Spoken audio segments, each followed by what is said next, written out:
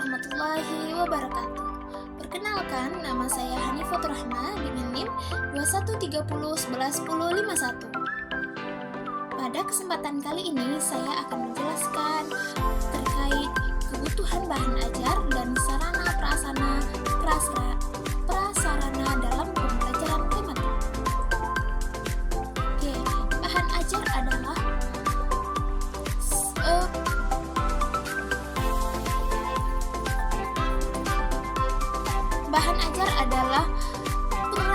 memiliki peran penting. Bahan ajar adalah alat bantu dalam pembelajaran tematik yang memiliki peran penting. Oleh karena itu, pembelajaran tematik pada dasarnya merupakan perpaduan dari berbagai disiplin ilmu yang tercakup dalam ilmu alam. Maka pembelajaran ini memerlukan bahan ajar yang lengkap dan menggabungkan berbagai mata pelajaran sesuai dengan tema, yaitu topik yang dibahas, dengan komprehensif dibandingkan dengan pembelajaran monolitik. Dalam suatu topik pembelajaran diperlukan sejumlah sumber belajar yang sesuai dengan standar kompetensi SK. Standar kompetensi yang merupakan jumlah bidang kajian yang tercakup di dalam. Kemudian, fungsi bahan ajar. Bahan ajar berfungsi 1. Membuat desain pembelajaran, mempersiapkan sumber-sumber belajar lainnya, mengembangkan bahan belajar yang konseptual, memberikan tugas, dan menyusun bahan evaluasi. Bahan ajar dikembangkan hendaknya untuk mengaitkan kompetensi inti, kompetensi dasar sebagai prinsip relevan, konsistensi berkaitan dengan pencapaian tujuan pembelajaran. Implikasinya, yang pertama yaitu ruang perlu ditata disesuaikan dengan tema yang telah dilaksanakan. Kemudian, susunan bangku peserta didik dapat berubah-ubah sesuai dengan keperluan. Kemudian, peserta didik tidak selalu duduk di kursi tetapi dapat duduk di tikar atau karpet, ataupun belajar di luar atau seperti di taman, di perpustakaan. Kemudian, kegiatan hendaknya bervariasi, dapat dilakukan baik di dalam kelas maupun di luar. Dinding kelas dapat dimanfaatkan untuk memajang hasil karya.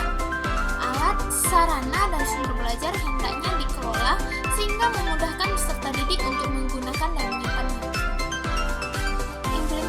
Implementasi bahan ajar dalam bentuk kegiatan, yaitu proses pembelajaran dengan efektif dan tidak menjenuhkan, maka perlu dilakukan variasi pembelajaran yang berkaitan dengan gaya mengajar guru. Menggunakan alat dan media pembelajaran dan pola interaktif pembelajaran, guru perlu juga menggunakan berbagai bentuk kegiatan seperti percobaan atau eksperimen, bermain peran, tanya jawab, moderat, demonstrasi, implikasi terhadap pemberian respon atau penguatan. Pemberian penguatan perlu dilakukan untuk memberikan respon terhadap perilaku atau perubahan sikap yang dianggap positif agar perilaku tersebut dapat berulang kembali.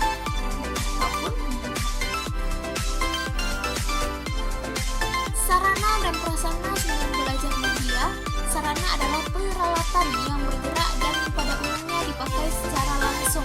Misalnya buku, pulpen, papan tulis, komputer, dan lainnya. Sementara prasarana adalah alat yang disediakan untuk pembelajaran, misalnya gedung, ruangan, dan lain-lain. Pada dasarnya, sarana dan prasarana relatif sama dengan pembelajaran yang lain, hanya saja dia memiliki kekhasan yang sendiri. Sumber belajar adalah segala sesuatu bentuk sumber baik berupa data, orang yang memberikan informasi, benda yang dapat digunakan untuk memberikan fasilitas atau kemudahan belajar kepada siswa yang memberikan informasi atau sesuatu yang dapat ditangkap ilmunya. Media pembelajaran adalah alat untuk membantu dalam menyalurkan pesan dari pengirim pesan kepada penerima sehingga merangsang pikiran, perasaan, dan perhatian siswa dengan menggunakan berbagai media, alat bantu,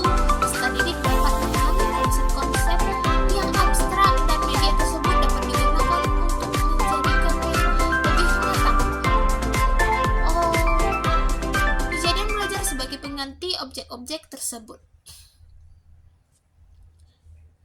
Jadi, media belajar adalah lebih menjadikan materi yang secara abstrak menjadi media visual, media audiovisual yang dapat ditangkap langsung oleh siswa tanpa mengamatinya secara abstrak, yaitu lebih konseptual. Sekian penjelasan saya tutup dengan wassalamualaikum warahmatullahi wabarakatuh.